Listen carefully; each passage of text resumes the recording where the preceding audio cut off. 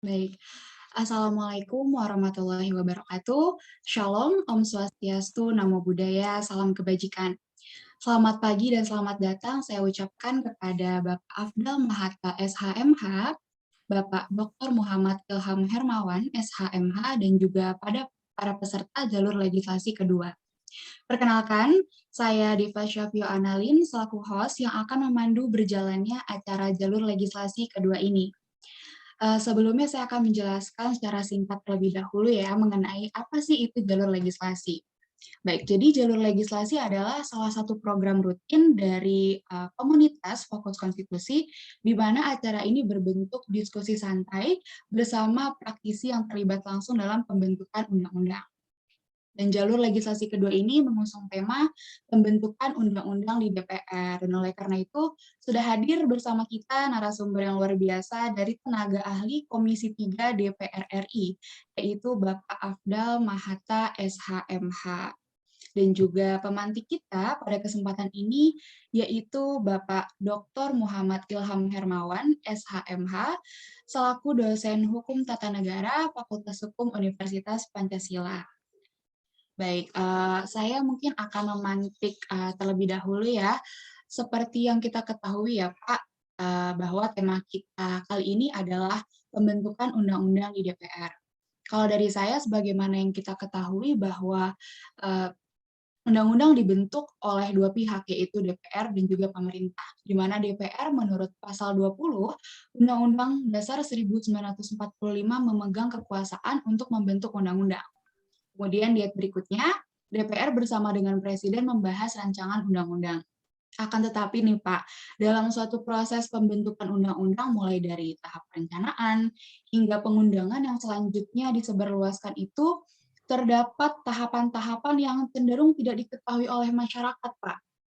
Misalnya, ada rapat pembahasan yang tertutup, progres di prolegnas yang tidak up to date, dan masih banyak hal lainnya. Jadi kayak tiba-tiba udah ada aja gitu undang-undangnya. Dan ini menyebabkan sebagian masyarakat berpendapat kalau dalam pembentukan undang-undang itu kurang partisipasi dari masyarakat itu sendiri di dalamnya.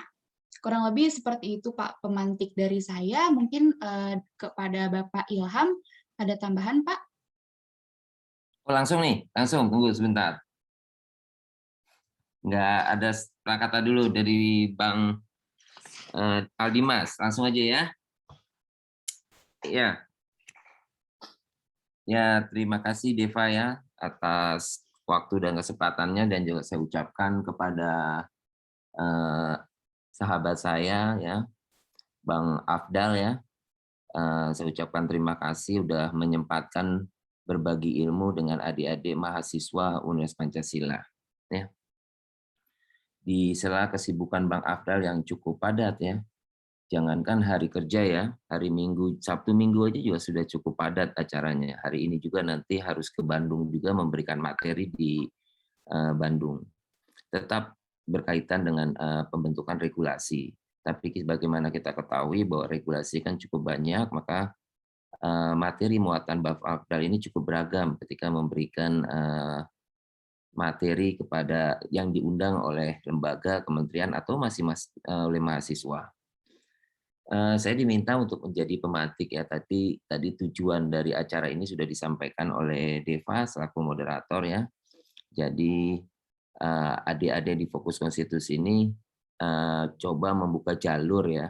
Nah, jalur yang dibuka di sini adalah tentang legislasi. Bagaimana undang-undang ini dibentuk. Ya, tapi bukan sebatas undang-undang, karena proses legislasi juga bermakna juga cukup luas. Nanti kita lihat ya, artinya ingin mendapatkan pengetahuan tidak secara teoritis saja, tapi juga ingin mendapatkan pengetahuan secara praktek bagaimana pembentukan peraturan perundang-undangan. Minggu lalu sudah dari BPHN sudah dihadirkan. Saya berharap sih ke depan bisa lebih beragam, karena di tingkat kementerian juga mempunyai pengalaman yang berbeda-beda, khususnya bagi perancang. Dan yang kedua juga tidak hanya di tingkat kementerian, dengan diubahnya Undang-Undang 12 2011 ya, keterlibatan perancang ini bukan lagi dapat, jadi Biro Hukum itu bukan lagi dapat melibatkan perancang, tapi sudah menjadi kewajiban Kementerian Hukum dan HAM untuk melakukan harmonisasi peraturan atau yang disebut dengan Perda. baik perda kabupaten kota provinsi, ya, baik yang diusulkan juga oleh khususnya yang diusulkan oleh pemerintahan daerah, ya. Nah, ini bagaimana kesiapan daripada perancang, yang kedua bagaimana tahapan pembentukan peraturan daerah dengan keterlibatan perancang itu sendiri. Dan yang mungkin yang lebih menarik setelah undang-undang itu diundangkan, bagaimana setelah undang-undang itu diundangkan dilakukan evaluasi. Ya, itu juga menjadi hal yang penting untuk adik-adik semua yang ada di sini ya, untuk memahaminya. Walaupun khusus ya untuk mahasiswa Pancasila Fakultas Hukum, tapi tidak membuka juga kemungkinan adanya peserta dari universitas lain atau dari fakultas lain. Saya sebentar aja memaparkan beberapa hal. Saya izin share screen-nya dihidupkan. Ya. Sebelum Bang Afdal menyampaikan materi, kenapa ini menjadi hal penting saya sampaikan, sebagian besar mahasiswa yang ada di sini nih angkatan 2000 berapa? 2020 ya? Deva ya, betul ya? Iya, betul, Pak. Iya, pengetahuan mereka tentang peraturan perundang-undangan masih sangat cukup minim. Mereka baru mengenal tentang hukum, ya, baru mengenal hukum saja di mata kuliah pengantar ilmu hukum dan pengantar hukum Indonesia. Jadi belum banyak mengenal tentang apa sih peraturan perundang-undangan. Saya sedikit aja lah akan memulai apa yang sudah Deva tadi juga katakan. Jadi kalau kita melihat kepada landasan konstitusi, ya, landasan konstitusional kita, ya kita sudah memilih negara Indonesia adalah negara hukum. Maka konsekuensi logis bahwa kita menyatakan bahwa Indonesia merupakan negara hukum yang dibuat adik-adik dulu sebagai pengantar sebelum materinya nanti masuk ke Bang Afdal, ya. Eh, maka konsekuensi logisnya segala sesuatu sikap tindak daripada penyelenggaraan negara baik yang berlaksanakan fungsi tugas kewenangan itu harus dilakukan berdasarkan hukum. Apalagi konsep negara hukum yang digunakan di Indonesia itu ya kita walaupun tidak secara ansih ya, tapi kita mengarah pada tradisi Eropa kontinental. Ya kita sudah belajar pembidangan tata hukum di PIH, di mana tradisi tata hukum Eropa kontinental ini lebih mengutamakan hukum tertulis, maka jadi banyak peraturan perundang-undangan.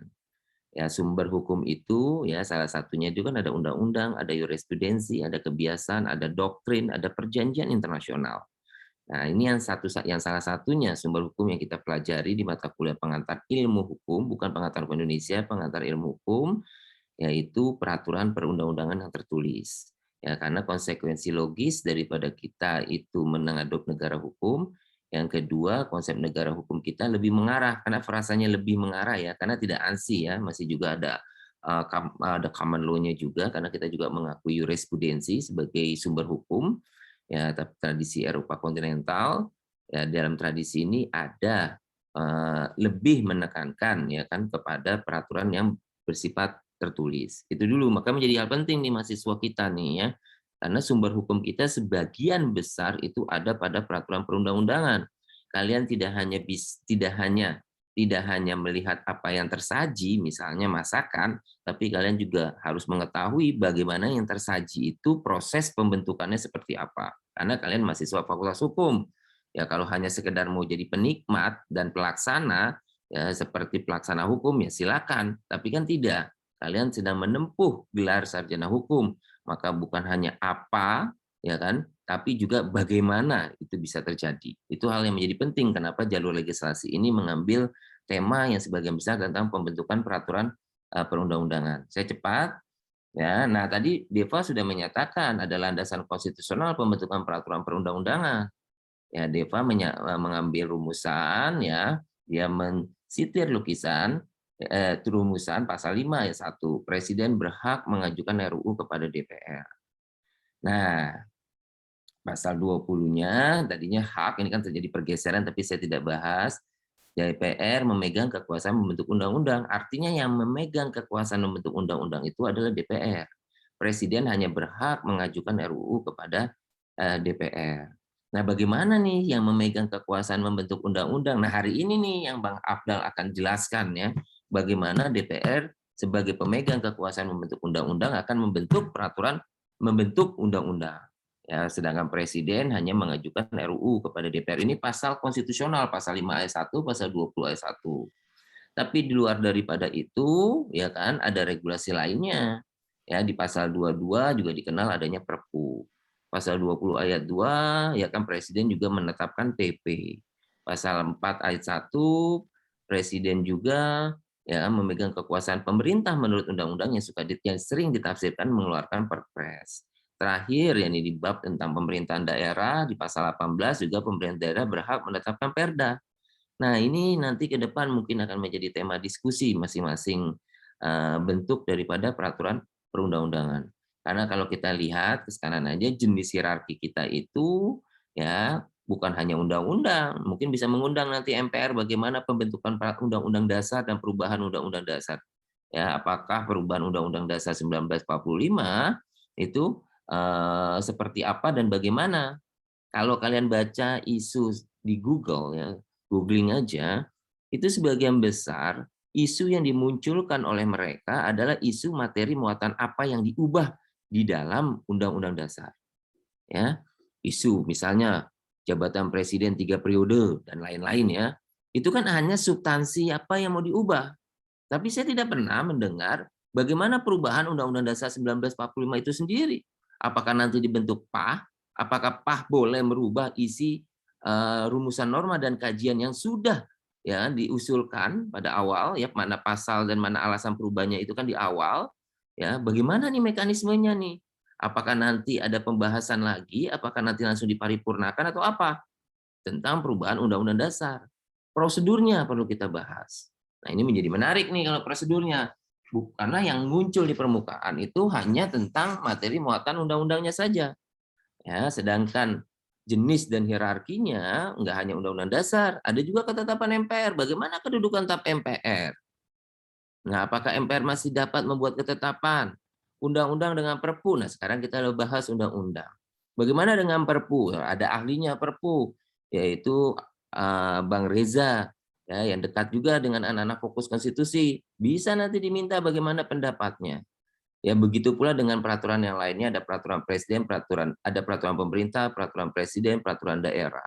Ya, bisa kita mintakan teman-teman di Kementerian Hukum dan HAM yang ada di Kanwil juga bisa kita minta bagaimana pembahasan tentang harmonisasi peraturan daerah yang dulu dapat melibatkan sekarang menjadi kewajiban mereka untuk melakukan harmonisasi. Apa itu Pak harmonisasi? Nanti Bang Afdal yang menjelaskan. Dan sebelum terakhir ya, juga dikenal di luar peraturan perundang-undangan itu di luar dari hierarki tadi. Tadi di pasal 7, di pasal 8. Ada peraturan menteri, ada peraturan komisi, ada peraturan Mahkamah Konstitusi. Nah, bagaimana nih Pak? Ya kan peraturan-peraturan yang di luar dari hierarki ini. Jadi ada di luar hierarki yang disebut peraturan perundang-undangan ini. Yang jenis hierarkinya di pasal 7 Undang-Undang 12 yang sekarang diubah dengan Undang-Undang 15. Tapi di samping itu ada yang di luar juga. Bagaimana nih Pak jenis hierarkinya? Ya kan? Bagaimana peraturan gubernur? Apa bedanya Perda, peraturan daerah dengan peraturan kepala daerah? Nah, ini menjadi menarik buat mahasiswa. Bukan hanya teorinya, tapi praktiknya langsung kepada orang yang memang hari-harinya bersentuhan dengan hal ini. Bukan memang orang yang ada di ruang kelas seperti saya menjadi hal penting, tapi seperti Bang Afdal berada di ruang kelas, berada juga di ruang praktik. Ini menjadi jauh lebih penting buat kalian. Nah, saya yakin nanti Bang Afdal akan merumuskan, menjelaskan ya tentang tahapan pembentukan undang-undang. Mulai dari perancangannya, penyusunan, harmonisasi, penetapan pengundang khususnya yang berkaitan dengan DPR. Jadi mungkin itu saja yang bisa saya sampaikan supaya kita bisa mendengar langsung materi yang disampaikan oleh Bang Afdal. Ya, Bang Afdal dengan kalian yang ada di sini nggak terpaut jauh umurnya, tapi beliau sudah menjadi tenaga ahli di komisi di DPR yaitu Komisi 3. Ini kan menjadi prestasi yang juga luar biasa. Jadi adik-adik yang di sini ya bisa langsung belajar melalui Zoom atau memang kalau memang ada yang perlu diskusikan bisa langsung menghubungi Bang Afdal. Itu saja dari saya, Deva ya. Saya memberikan apresiasi kepada Fokus Konstitusi dan saya berharap Fokus Konstitusi bisa menjadi pionir ya, ujung tombak dari Fakultas Hukum ketika berbicara hal yang bersifat akademis. Ya, kita harus membangun kampus kita ke arah yang lebih baik. Jangan sekedar nongkrong di taman, tapi bagaimana berdiskusi dalam ruang-ruang publik dan juga ruang-ruang Zoom tentang apa itu ilmu hukum. Akhir kata saya ucapkan wabillahi taufik wal hidayah. Wassalamualaikum warahmatullahi wabarakatuh. Dan saya ucapkan juga satu biru, biru Pancasila. Terima kasih, saya kembalikan ke Deva. Ya, terima kasih banyak Pak Ilham atas patah dua katanya. Langsung saja kita mulai ke sesi pemaparan materi oleh narasumber kita. Kepada Bapak Afdal, waktu dan tempat dipersilahkan Pak.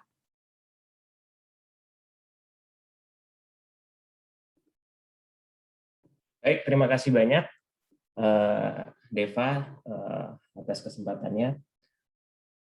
Selamat datang teman-teman semua dari Fakultas Hukum Universitas Pancasila. Saya juga melihat ada mahasiswa-mahasiswi saya di Universitas Agung Podomoro. Pertama cukup kaget juga, ternyata Pak Ilham jadi pemantik. Saya pikir hanya saya sendiri. Jadi kalau murid ketemu guru jadi hilang ilmu-ilmu kita. Terima kasih Pak Ilham, panutan kami. Terus ada Mbak Yeni juga tadi saya lihat. Terima kasih sudah hadir Mbak Yeni. Ada Bang Amiruddin juga, staf sus Sekjen MPR. Saya sengaja pakai baju biru karena tadi Pak Ilham bilang satu biru, biru Pancasila, gitu ya, Deva ya? Ya, betul. Ya. Betul, Pak. Baik, saya lagi di Bandung. Mudah-mudahan kita bisa selesaikan jam 12 karena saya harus kembali ke Jakarta karena jam 3 ada acara di Jakarta. Saya langsung share screen ya. Sudah bisa kan ya? Share screen ya? Bisa, Pak.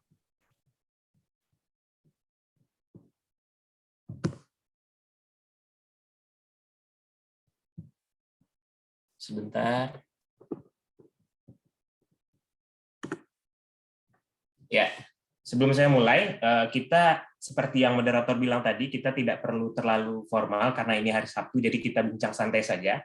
Saya akan mulai memantik teman-teman dengan ilustrasi, hanya sekitar 1 menit, kita saksikan bersama.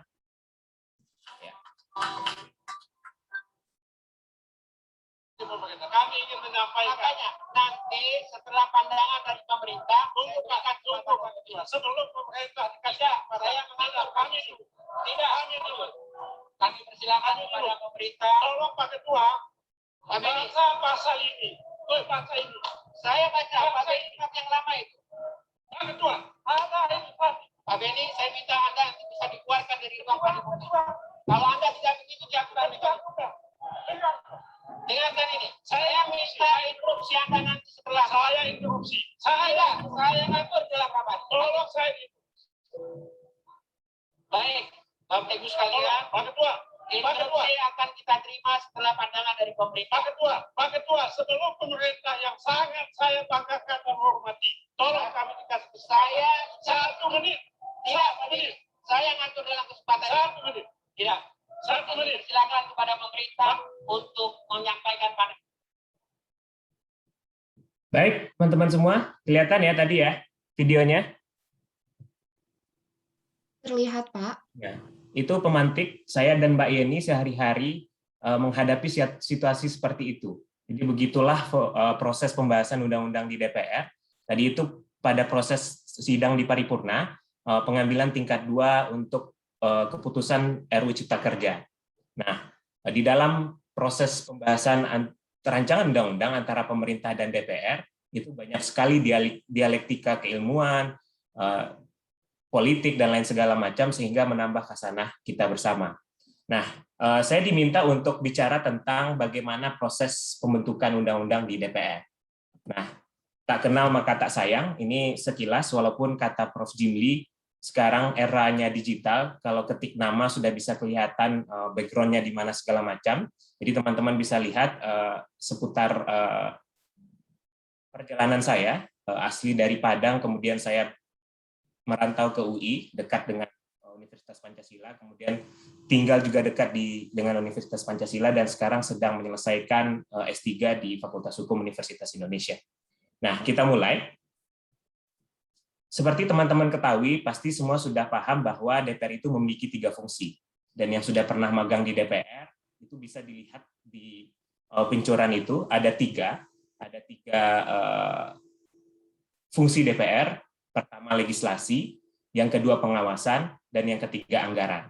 Nah, kita akan fokus di bidang legislasi, yang mana proses pembentukan undang-undang sebagaimana yang dikatakan Pak Ilham tadi, itu berpindah dari sebelum amandemen hanya Presiden, kemudian setelah amandemen penuh menjadi kewenangan DPR. Nah, sebelum saya bicara tentang proses pembentukan undang-undang, saya akan bicara bagaimana DPR memiliki alat kelengkapan Dewan untuk mensupport kegiatan-kegiatan yang ada di DPR, baik fungsi legislasi, fungsi pengawasan, maupun fungsi anggaran. Jadi di alat kelengkapan itu ada alat kelengkapan pimpinan DPR, ada bukuan dan pimpinan DPR yang lainnya, ada badan musyawarah untuk menentukan jadwal-jadwal sidang paripurna, terus ada persipat, persidangan paripurna, terus ada alat kelengkapan Dewan dari Komisi 1 sampai Komisi 11, yang kemudian masing-masing komisi memegang mitra, seperti Komisi 3 berkaitan dengan Polri, Kejaksaan, dan lain sebagainya. Terus kemudian di DPR ada juga badan legislasi.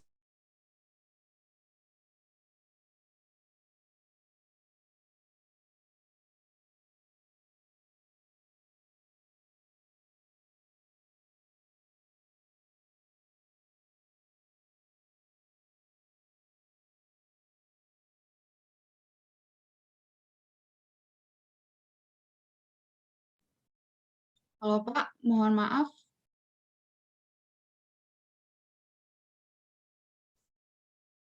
Sepertinya jaringannya kurang baik.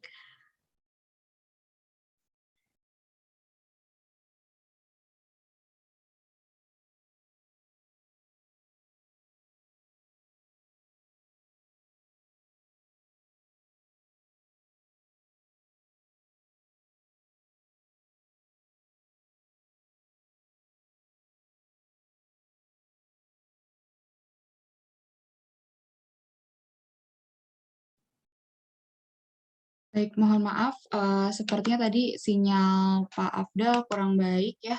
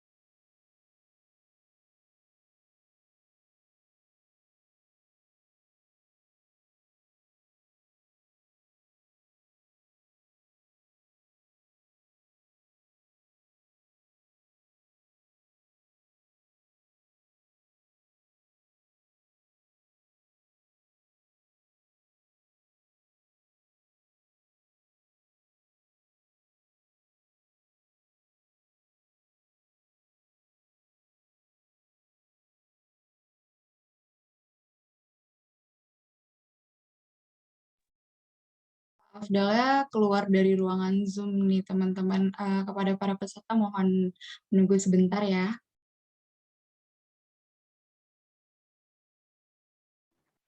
Oke, oke.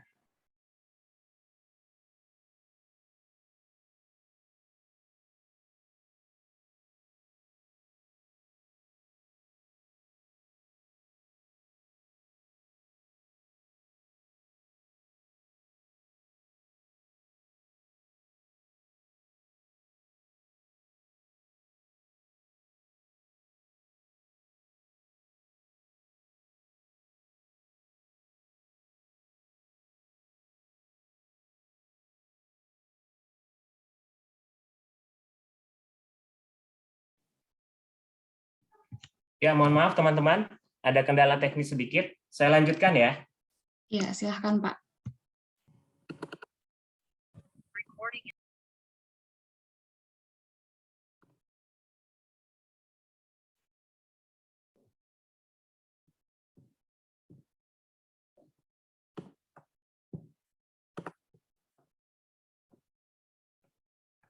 Nah, saya lanjutkan. Ada juga badan anggaran yang membahas tentang proses anggaran baik di DPR dan pemerintah. Terus ada BURT, Badan Urusan Rumah Tangga.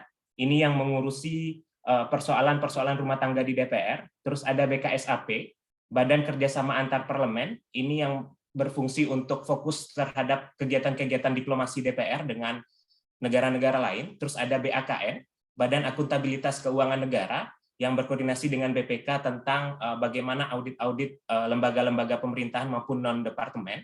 Terus ada MKD, Mahkamah Kehormatan Dewan, ini fungsinya untuk menjaga kode etik DPR RI. Terus ada panitia khusus yang kemudian ketika pembahasan undang-undang itu melibatkan antar komisi. Nah, karena saya di Komisi 3, saya akan cerita sedikit tentang apa saja mitra di Komisi 3 DPR RI. Jadi dari 11 komisi, masing-masing komisi membidangi mitra-mitra sesuai dengan tupoksinya.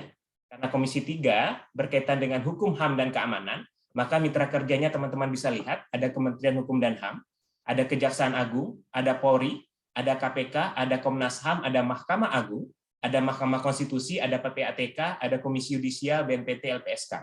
Nah, sepintas saya sampaikan, kalau di Komisi 1, karena berkaitan dengan pertahanan dan luar negeri, maka itu mitranya Menteri Luar Negeri dan TNI, contohnya. Terus Komisi 2, karena berkaitan dengan dalam negeri dan politik, maka mitra kerjanya adalah Menteri Dalam Negeri, KPU, Bawaslu, dan segala macamnya. Nah, apa saja tugas dan wewenang di Komisi 3? Maka pertama, karena DPR itu memiliki 3 fungsi, maka ada fungsi legislasi, ada fungsi pengawasan, ada fungsi anggaran. 3 fungsi ini saling terikat satu sama lain. Jadi dia satu kesatuan, tidak terpisahkan. Ketika bicara fungsi legislasi, maka dia bicara bagaimana kemudian menghasilkan produk undang-undang sehingga lembaga pemerintah maupun non-pemerintah bisa menjalankan fungsinya. Nah, fungsi pengawasan, bagaimana kemudian setelah undang-undang itu jadi, DPR melakukan pengawasan apakah kemudian undang-undang itu telah bekerja sesuai dengan apa yang dicita-citakan. Terus kemudian fungsi anggaran, bagaimana kemudian memberikan anggaran agar apa yang dicita-citakan mampu mencapai tujuan sebesar-besarnya bagi kemakmuran rakyat. Selain itu ada rapat konsultasi dan rapat dengar pendapat.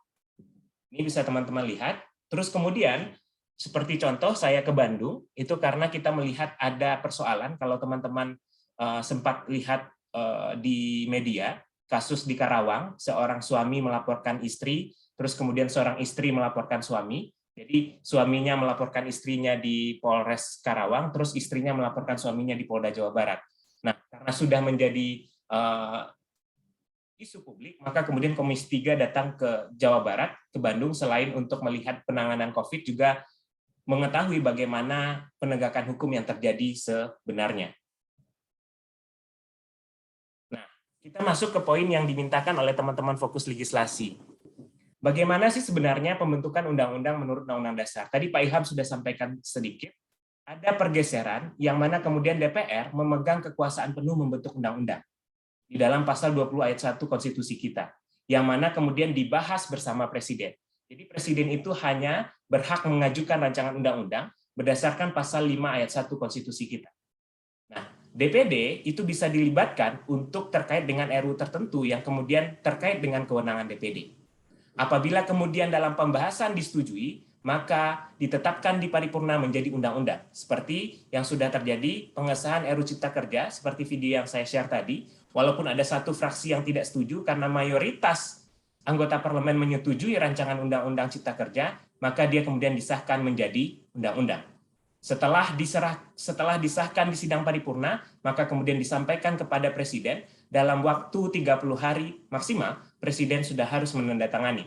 Apabila kemudian Presiden tidak menandatangani, maka RUU tersebut sah menjadi undang-undang dan wajib diundangkan sesuai dengan pasal 20 ayat 5 konstitusi kita. Nah, ketika dalam proses pembahasan antara DPR dan Presiden tidak menemui kecocokan atau tidak menemui persetujuan, maka dia tidak boleh lagi diajukan dalam persidangan masa itu. Nah, ini gambaran umum terhadap teman-teman bagaimana proses pembentukan undang-undang sesuai konstitusi kita. Nah, kita cerita tentang bagaimana sih penyiapan dan pengajuan RUU di lingkungan DPR. RUU diajukan sesuai dengan prolegnas. Jadi ada program legislasi nasional. Di awal kepemimpinan Pak Jokowi 2019, beliau pernah berpidato untuk menginginkan adanya harmonisasi antara beberapa peraturan perundang-undangan melalui rancangan Undang-Undang Cipta Kerja. Maka kemudian di dalam prolegnas yang kemudian dihadiri oleh pemerintah dan DPR, dimasukkan daftar list apa saja yang akan diajukan untuk menjadi RUU, inisiatif baik DPR oleh pemerintah, yang masuk ke dalam jangka menengah prolegnas maupun jangka pendek. Siapa yang dapat mengajukan RUU di DPR? RUU itu dapat diajukan oleh anggota, komisi, gabungan komisi, atau balik sebagai usul inisiatif. Jadi pada saat pembahasan akan adanya prolegnas, karena prolegnas itu balik yang bahas bersama pemerintah, balik mengirimkan surat kepada komisi maupun anggota untuk mengajukan rancangan undang-undang sehingga bisa masuk dalam prolegnas. Jadi teman-teman misalnya teman-teman fokus ke konstitusi atau teman-teman yang lain punya keinginan untuk mengajukan rancangan undang-undang, maka ketika ingin mengajukan rancangan undang-undang dari DPR, dapat mengajukan baik ke anggota, baik ke komisi, baik ke gabungan komisi, maupun ke badan legislatif. Nah, RUU dapat diajukan oleh satu orang atau lebih. Boleh juga kemudian satu anggota meminta tanda tangan lain agar kemudian pendukung rancangan undang-undang itu menjadi banyak sehingga kemudian dapat disetujui menjadi RUU inisiatif DPR. Nah, RUU yang diajukan oleh komisi, gabungan komisi, ditetapkan terlebih dahulu dalam rapat komisi. Jadi seperti kami di Komisi 3, setelah Balik mengirimkan surat, itu pimpinan komisi mengadakan rapat, apa sih yang menjadi concern? Karena Komisi 3, komisi berkaitan dengan penegakan hukum dan HAM, maka kita bercerita tentang integrated criminal justice system, sistem peradilan pidana terpadu, maka kemudian kita mengusulkan RUU KUHP, RUU Pemasyarakatan, RUU Kejaksaan, dan RUU yang berkaitan dengan penegakan hukum dan HAM lainnya.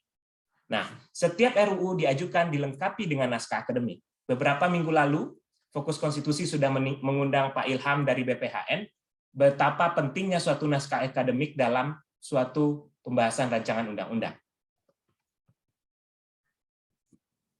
Nah, kemudian ketika misalnya sudah ditetapkan dalam prolegnas, RUU KUHP atau misalnya RUU Kejaksaan menjadi RUU Komisi 3. Susunan itu dapat meminta masukan dari masyarakat sebagai bahan bagi panitia kerja untuk menyempurnakan konsepsi RUU.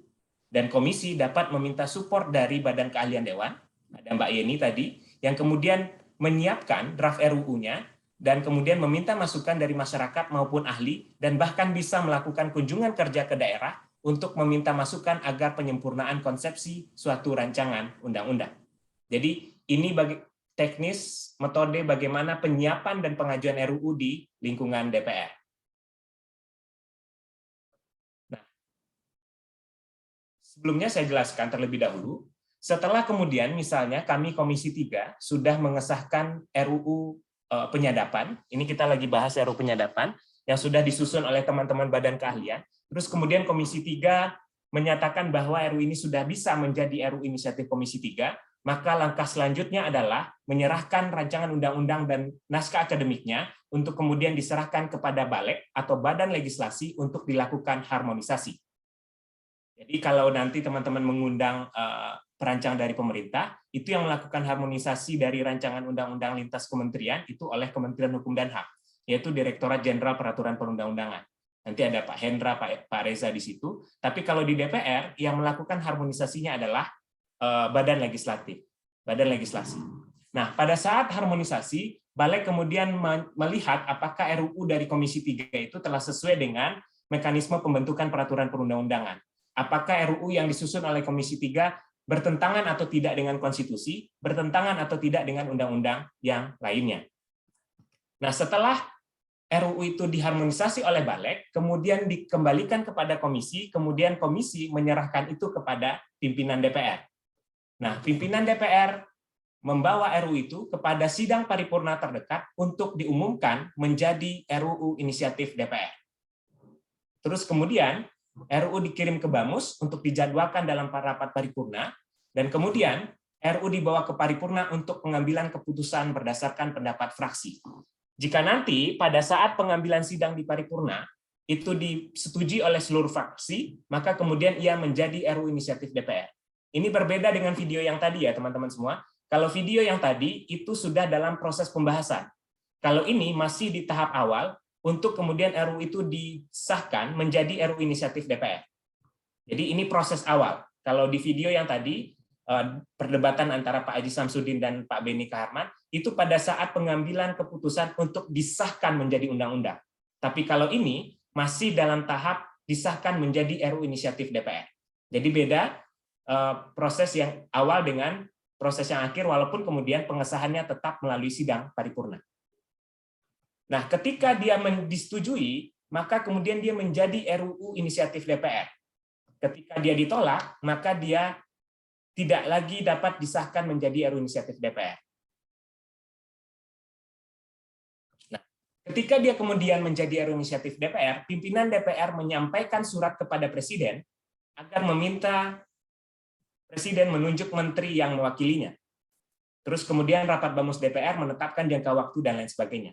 Nah, kemudian Presiden dalam waktu maksimal 60 hari itu harus mengirimkan wakilnya kepada DPR. Contoh sekarang yang lagi berjalan di kami, RUU Kejaksaan, Presiden kemudian menunjuk Menteri Hukum dan HAM, Menpan RB, Menteri Keuangan, baik secara sendiri-sendiri maupun bersama-sama untuk melakukan pembahasan RUU Kejaksaan bersama DPR. Jadi sekarang kita prosesnya sudah dalam proses Presiden menunjuk menteri terkait untuk membahas RUU Kejaksaan. Nah, jadi sudah satu tahapan teman-teman pahami bagaimana proses sebuah rancangan undang-undang menjadi inisiatif DPR. Nanti teman-teman bisa diskusi dengan bagaimana perancang yang membuat rancangan undang-undang di pemerintah setelah sesi ini. Jadi kalau RUU-nya inisiatif DPR, maka prosesnya anggota komisi dapat mengajukan, setelah RUU-nya jadi diharmonisasi di Balek, setelah diharmonisasi di Balek dikirimkan ke pimpinan DPR untuk dijadwalkan di paripurna.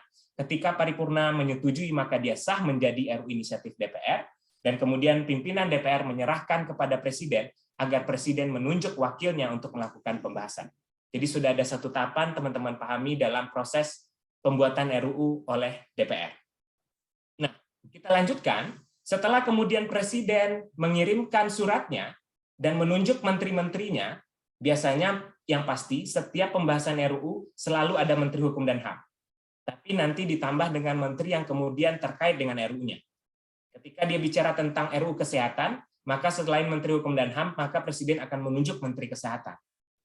Nah, terkait RUU Kejaksaan, kenapa Menpan RB diundang, kenapa Menq diundang diwakili oleh Presiden? Karena berkaitan dengan penambahan kewenangan kejaksaan yang itu berkaitan dengan nanti bagaimana proses aparatur negara dan lain sebagainya. Nah, setelah Presiden menyerahkan surat Presiden kepada DPR, maka kemudian DPR menentukan komisi atau lembaga mana yang akan membahas. Biasanya penentuan itu tergantung kepada RUU-nya tentang apa. Kalau bicara RUU Kejaksaan, karena Komisi 3 adalah mitranya Kejaksaan, maka pimpinan DPR menyerahkan kepada Komisi 3. Nah, setelah kemudian pimpinan DPR menyerahkan kepada Komisi 3, dan Presiden sudah menyerahkan surat Presiden untuk pembahasan, maka Komisi 3 menjadwalkan untuk mengadakan yang namanya raker, rapat kerja. Nah, di rapat kerja itu diawali dengan penyampaian oleh DPR apa saja yang akan diubah dalam suatu RUU itu. Terus kemudian ada pandangan dari Presiden terhadap RUU yang akan dibahas, kemudian Presiden menyerahkan daftar inventarisasi masalah terhadap RUU. Jadi ini yang perlu teman-teman pahami, ketika RUU-nya inisiatif DPR, maka daftar inventarisasi masalahnya berasal dari pemerintah atau Presiden. Tapi ketika RUU-nya berasal dari pemerintah, maka daftar inventarisasi masalahnya itu oleh DPR. Jadi ini teman-teman penting untuk ketahui, jadi ketika RUU-nya DPR yang punya, maka yang mempermasalahkan pemerintah. Ketika RUU-nya pemerintah, maka yang mempermasalahkan adalah DPR. Nah, setelah raker, itu nanti dibentuk yang namanya panja, panitia kerja. Maka kemudian komisi menunjuk satu ketua panja untuk membahas apa yang menjadi permasalahan oleh pemerintah terhadap RUU atas inisiatif DPR. Nah, panja bekerja untuk membahas apa saja substansi-substansi yang dipermasalahkan oleh pemerintah di dalam panitia kerja. Nah, biasanya di dalam daftar inventarisasi masalah itu ada yang bersifat substansi, ada yang bersifat redaksional, ada yang bersifat substansi baru. Maka di panja itu biasanya dibahas hanya yang bersifat substansi. Hal-hal yang bersifat redaksional itu kemudian nanti masuk ke tim perumus dan tim sinkronisasi. Nah, panja bekerja. Saya bercerita tentang bagaimana panja RUKHP periode lalu itu membahas selama lebih kurang 4 tahun terhadap 786 pasal yang ada di KUHP. Jadi panja bekerja dari 2015 sampai 2019 membahas 786 pasal yang ada di dalam RUKHP. Perdebatan-perdebatan akademis, terus kemudian bagaimana pemerintah menyanggah apa yang disampaikan DPR, terus DPR meminta masukan dari masyarakat, bisa saya pastikan keterbukaan dalam pembahasan RKUHP sangat luar biasa. Kita banyak menerima masukan dan segala macamnya dari masyarakat. Jadi kalau Deva tadi bilang ada ruang-ruang tertutup dalam pembahasan, saya tidak nafikan itu, tapi yang pasti untuk pembahasan RKUHP itu selalu terbuka kepada publik. Nah, bahkan di dalam RKUHP itu ada beberapa isu krusial seperti penentuan pidana mati dan lain sebagainya, itu kita selalu mengundang masyarakat yang ahli terkait dengan itu untuk kemudian memberikan masukan. Nah, setelah Panja selesai membahas, kemudian disetujui, maka masuk kemudian kepada yang namanya tim perumus dan tim sinkronisasi. Nah, tim perumus dan tim sinkronisasi inilah yang kemudian membahas redaksional, terus kemudian bagaimana kalimat-kalimat dibaca, dan lain sebagainya. Nah, kemudian ketika tim perumus dan tim sinkronisasi selesai bekerja, dilaporkan kepada Panja, maka kemudian balik lagi kepada Raker. Nah, Raker setelah Panja dan tim perumus selesai, itu pengambilan keputusan. Pengambilan keputusan apakah kemudian RUU-nya disahkan di tingkat 1, yang kemudian ada pandangan fraksi-fraksi dan penandatanganan naskah RUU. Ketika tingkat 1 selesai, maka setelah itu dikirim ke sidang paripurna untuk pengambilan keputusan tingkat 2, seperti video yang teman-teman lihat tadi. Jadi video yang teman-teman lihat tadi itu udah pada pembicaraan tingkat 2. Nah, pembicaraan tingkat 1 selesai, kemudian ditandatangani naskah RUU, tak lama setelah itu maka kemudian dijadwalkan di paripurna terdekat untuk pengambilan keputusan RUU di tingkat 2. Nah, ini teman-teman prosesnya.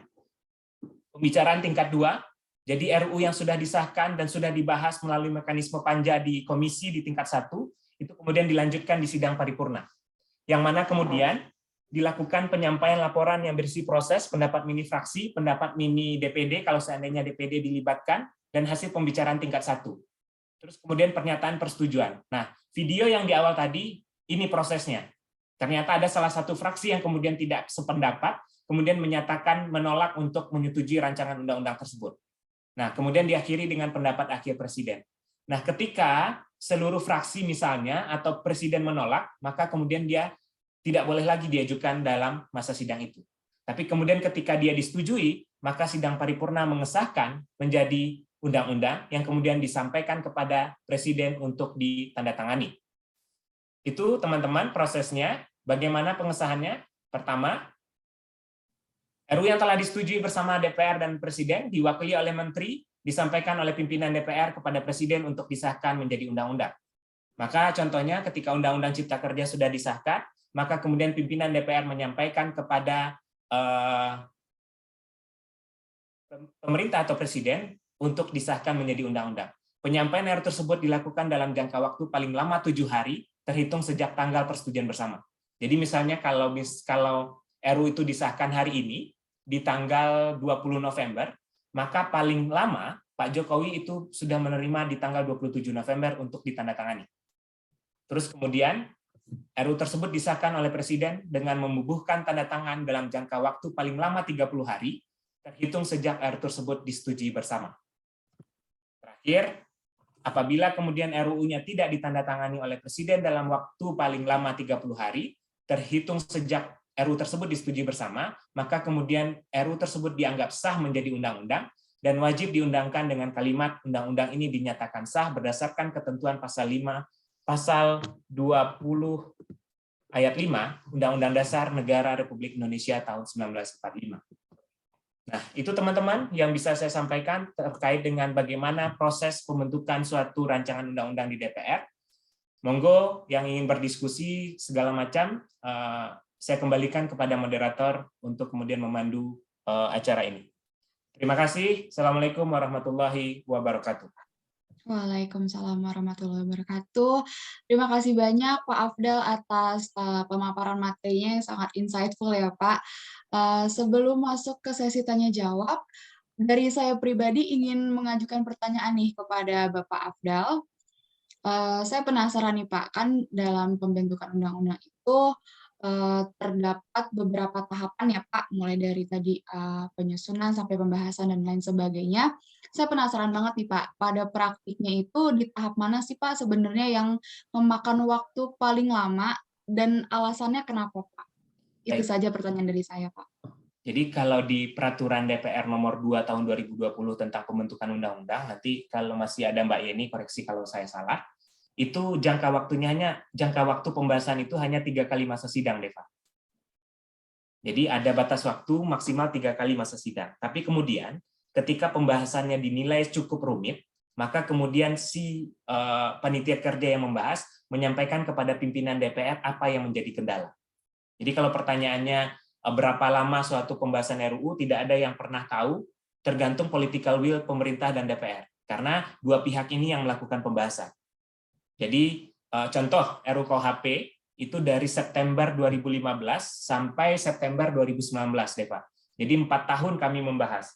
Kenapa cukup lama? Karena kemudian isu-isunya sangat sensitif dan berkaitan dengan hak-hak asasi warga negara. Seperti saya contohkan di RUU KUHP, sampai kita di bulan Agustus 2019 itu masih menyisakan isu-isu krusial. Yang pertama, tentang perluasan asas legalitas. Jadi kalau Deva pernah peroleh mata kuliah hukum pidana, itu ada asas yang namanya nullum delictum nulla poena. Maka kalau seandainya tidak ada peraturan perundang-undangan yang mengatur, maka dia tidak bisa dipidana. Tapi di dalam RUU KUHP ada asas legalitas material namanya. Artinya, hukum-hukum yang berlaku di dalam masyarakat yang tidak tertulis itu diakui juga menjadi hukum pidana, asal tidak bertentangan dengan Pancasila dan konstitusi. Nah, ini menimbulkan perdebatan yang cukup panjang. Karena aparat penegak hukum merasa bahwa ketika suatu peraturan itu tidak tertulis, maka akan menimbulkan kerancuan di tengah-tengah masyarakat. Nah, itu perdebatannya cukup panjang. Jadi kalau pertanyaan Deva di mana sulitnya, itu tergantung substansi RUU-nya. Jadi ketika tingkat kesulitan RUU-nya luar biasa, butuh masukan yang luar biasa dari para pakar, maka kemudian pembahasannya akan cukup panjang. Gitu Teh Deva yang bisa saya sampaikan. Baik, berarti bergantung kepada substansi RUU-nya sendiri ya, Pak? Betul. Baik, terima kasih Pak atas penjelasannya. Kepada para peserta, apabila ingin mengajukan pertanyaan kepada Pak Afdal, dipersilakan untuk menggunakan fitur raise hand.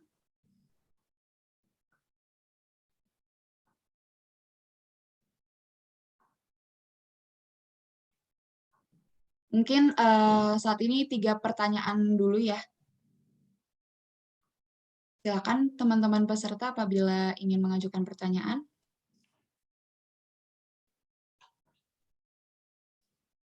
Di awal tadi Pak Afdal juga sudah memberikan video singkat ya yang cukup menggugah. Mungkin mau membahas itu atau yang lain?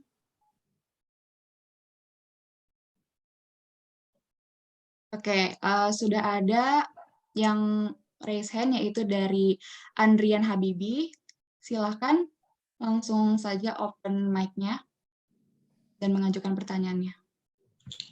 Bismillahirrahmanirrahim. Assalamualaikum warahmatullahi wabarakatuh. Terima kasih rekan-rekan Fokus Konstitusi. Pertanyaan saya sih simpel aja sama Uda kami Afdal ini. Uda, pertama sehat enggak? Ya, Bida. Selamat. Terima kasih sudah hadir. Lagi di mana, Padang atau Jakarta ini? Jakarta. Siap. Nunggu panggilan udah. Siap. Itu satu pertanyaan simpel aja. Saya karena ini akan menyelesaikan beberapa pertanyaan yang ada di masyarakat. Dia kan rancangan undang-undang ini gimana maksudnya? Gini, ini ada undang-undang, beberapa pasal itu dibatalkan oleh MK, sehingga dalam konsep hukumnya pasal yang dibatalkan itu kita harus melihatnya di putusan MK. Oleh sebab itu kan ada undang-undang dan putusan MK. Pertanyaannya kan, kenapa politik hukumnya DPR atau pemerintah kadang-kadang tidak langsung menindaklanjuti untuk revisi undang-undang setelah MK memutus. Ada banyak undang-undang kan, seperti kami misalnya fokusnya di undang-undang pemilu, kan ada banyak pasal tuh. Kan sebenarnya kan bisa saja revisi undang-undang terbatas. Jadi pembahasan itu tidak mengganggu ke pasal-pasal lain, tapi hanya mengambil putusan MK dan memasukkannya ke undang-undang baru, kira-kira begitu. Baik, terima kasih atas pertanyaannya. Mungkin bisa langsung saja dijawab oleh Pak Afdal. Ya, Dipersilakan, terima Pak. kasih Bang Adrian. Sayang usianya belum cukup 40. Kalau 40 dia maju jadi Komisioner KPU Bawaslu ini, Andrian Habibie. Terima kasih pertanyaannya. Memang kemudian ini yang jadi concern bersama juga. Karena pertama, putusan MK itu sifatnya final and binding, mengikat. Tapi kemudian dia tidak ada kekuatan eksekutorialnya. Ini yang jadi persoalan. Ini sebenarnya lebih kepada etika penyelenggara negara, baik presiden maupun DPR. Jadi harusnya ketika misalnya MK memutuskan A, maka mau tidak mau, suka tidak suka, itu harus segera ditindaklanjuti. Nah, di balik sekarang sudah ada, kalau teman-teman lihat di dalam peraturan DPR nomor 2 tahun 2020, itu rancangan undang-undang itu bisa dibahas di luar prolegnas apabila kemudian dia menjadi kumulatif terbuka atas putusan MK. Nah, sayangnya putusan MK yang ditindaklanjuti itu lagi-lagi hanya tergantung yang mana yang jadi concern-nya DPR dan pemerintah. Nah, ini yang jadi persoalan. Jadi ketika dia tidak menjadi concern, maka kemudian dia belum dibahas atau segala macam. Dan itu yang jadi persoalan. Nah, balik lagi sebenarnya kepada bagaimana lembaga negara harusnya segera merespon segala putusan MK yang kemudian berkaitan dengan misalnya pasal-pasal yang dibatalkan, yang kemudian harus ditindaklanjuti dengan adanya suatu pembahasan suatu rancangan undang-undang. Nah, ini yang jadi concern bersama, dan kemudian teman-teman harus suarakan juga ketika isunya sangat krusial dan berkaitan dengan hal-hal yang bersentuhan dengan hak-hak masyarakat yang secara tidak langsung ketika putusan itu dikeluarkan menimbulkan kekosongan hukum, DPR dan Presiden harusnya segera merespon itu. Jadi kalau secara aturan harusnya kemudian pemerintah dan DPR ketika ada putusan MK yang harus ditindaklanjuti tidak hanya dengan sekedar pasal itu dibatalkan, maka kemudian dia harus segera ditindaklanjuti dengan mengajukan rancangan undang-undang terhadap pasal-pasal yang dibatalkan oleh MK tersebut. Gitu, Adrian Habibie, yang bisa saya jawab atas pertanyaan yang disampaikan.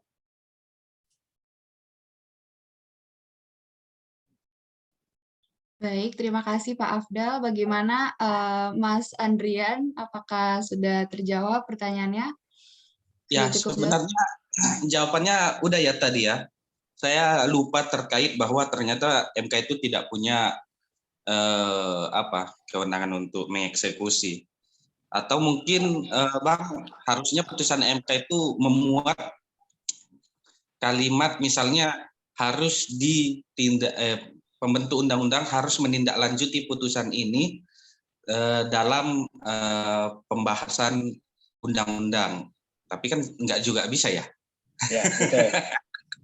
Karena MK tidak punya kewenangan untuk apakah hasil putusannya itu harus ditindaklanjuti dengan pembuatan suatu lama gitu ya. Enggak ada ya.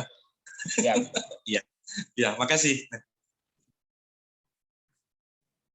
Baik, kepada peserta yang lainnya, apakah ada pertanyaan lagi?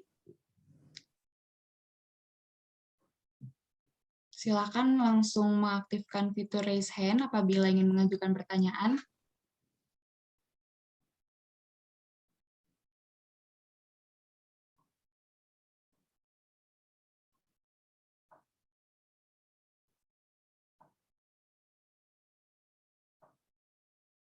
Baik, sudah ada dari Saida Nafisa.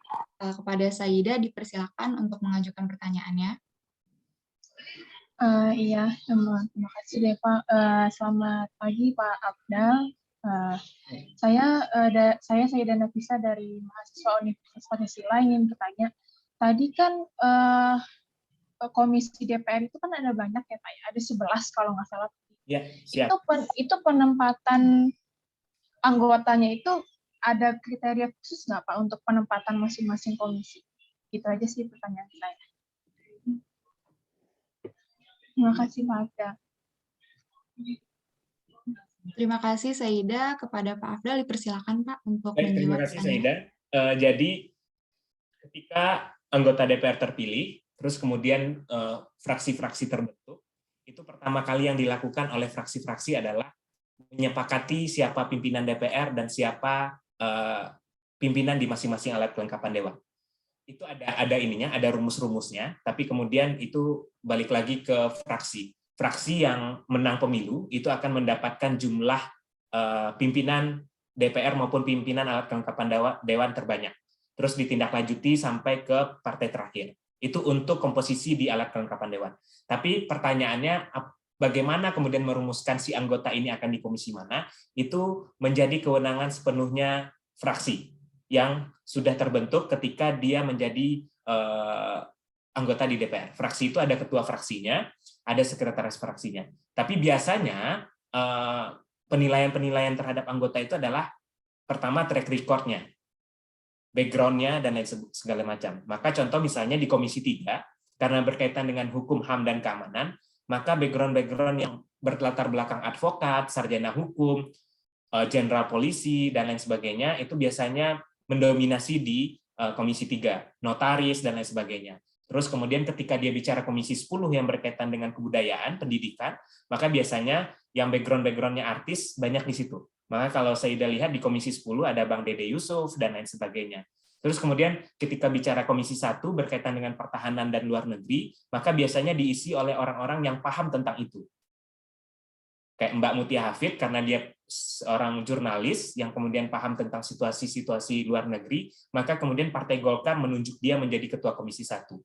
Nah, ketika Komisi 2 berkaitan dengan dalam negeri dan politik, maka kemudian biasanya yang di situ adalah mantan-mantan gubernur, mantan-mantan kepala daerah. Jadi fraksi menentukan komposisi anggota untuk setiap komisi biasanya dilihat dari background masing-masing anggota. Jadi kalau Saida nanti pada suatu saat kita tidak pernah tahu mewakili suara perempuan gabung ke partai politik karena Saida hukum, Saida bisa memilih minta ke fraksi untuk Komisi 3, tapi nanti fraksi yang menentukan Saida misalnya, oh ternyata Saida karena fokus pernah membahas tentang ketenagakerjaan dan kesehatan, lebih cocok di Komisi 9 misalnya.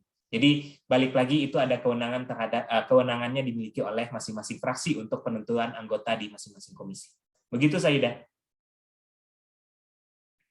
Terima kasih banyak Pak atas penjelasannya. Oke, terima kasih Pak Afdal dan juga Saida. Kepada peserta yang lain, apakah ada yang ingin mengajukan pertanyaan juga? Dipersilakan untuk mengaktifkan fitur raise hand apabila ingin mengajukan pertanyaannya.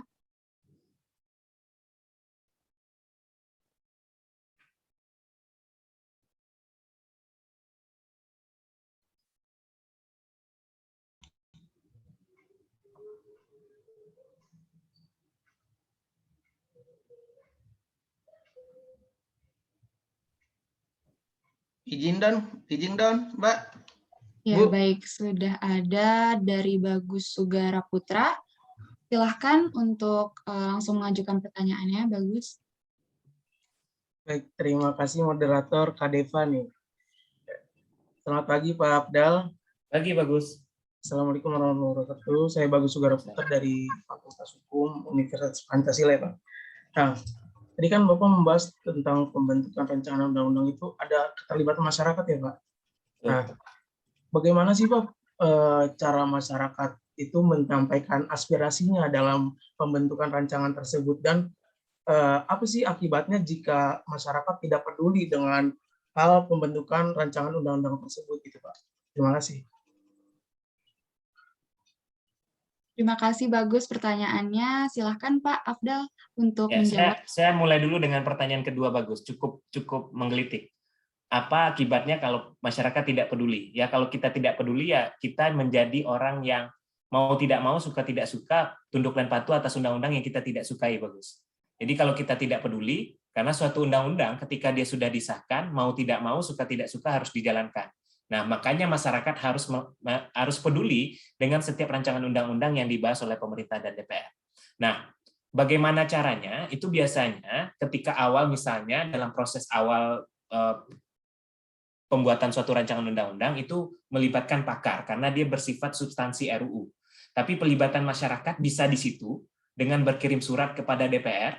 Jadi kalau seperti kami di Komisi 3, nah, setiap kami ke daerah, kami menyampaikan silakan masyarakat ingin memberikan masukan, kirimkan surat, dan ketika kami menilai butuh mendengarkan langsung paparannya, Karena cukup substansi, maka kita akan panggil. Tapi kalau tidak, masukan-masukan secara tertulis itu akan diinput oleh panitia kerja untuk kemudian disesuaikan atau disinkronkan dengan pembahasan yang sedang dilakukan. Jadi banyak sekali bentuk pelibatan masyarakat, tapi DPR dan pemerintah juga harus aktif membuka ruang kepada publik untuk memberikan masukan. Nah, kalau Bagus lihat seperti RUU Cipta Kerja, itu pembukaan terhadap partisipasi publiknya cukup banyak, cukup besar. Serikat pekerja ditemui oleh pimpinan DPR, ditemui oleh pimpinan Balik, kemudian memberikan masukan. Cuman yang kadang tidak diketahui publik, tidak semua masukan masyarakat bisa diakomodir, Bagus. Contoh, saya sampaikan, ketika kita bahas pidana mati di dalam RKUHP, begitu banyak masyarakat yang memberikan masukan agar pidana mati dihapuskan, begitu banyak pula masyarakat meminta agar pidana mati tetap ada. Nah, DPR dan pemerintah itu kemudian mengkonstruksi atau memformulasi masukan-masukan masyarakat sehingga kemudian mencapai suatu kesepakatan apa yang hendak diinginkan dari RUU ini. Maka kemudian contohnya di dalam pidana mati, untuk mengakomodir kedua belah pihak antara yang pro dan kontra, akhirnya pidana mati tidak lagi masuk dalam pidana pokok di dalam KUHP. Jadi kalau Bagus pernah belajar hukum pidana, itu pidana mati masuk pidana pokok. Tapi di dalam RKUHP dia dikeluarkan dari pidana pokok menjadi pidana alternatif. Artinya pidana mati masih tetap ada, tapi dia menjadi pilihan terakhir yang kemudian diputuskan apabila kemudian tindak pidananya benar-benar extraordinary. Jadi masukan-masukan masyarakat yang disampaikan kepada DPR dan pemerintah itu kemudian ditampung untuk mencari formulasi atau mencari rekonstruksi yang terbaik sehingga kemudian dicapai apa yang menjadi kesepakatan. Nah, itu yang kemudian kadang masyarakat luput. Artinya misalnya Bagus punya masukan A, tapi kemudian ternyata di RUU yang diambil adalah yang B. Nah, itu pasti pemerintah dan DPR punya legal standing, punya concern kenapa kemudian B yang dipilih untuk menjadi alternatif terbaik dalam pasal di dalam RUU tersebut. Itu Bagus yang bisa saya sampaikan atas pertanyaan yang diajukan. Baik, terima kasih Pak. Terima kasih Bagus dan juga Pak Afdal. Apakah masih ada yang ingin bertanya?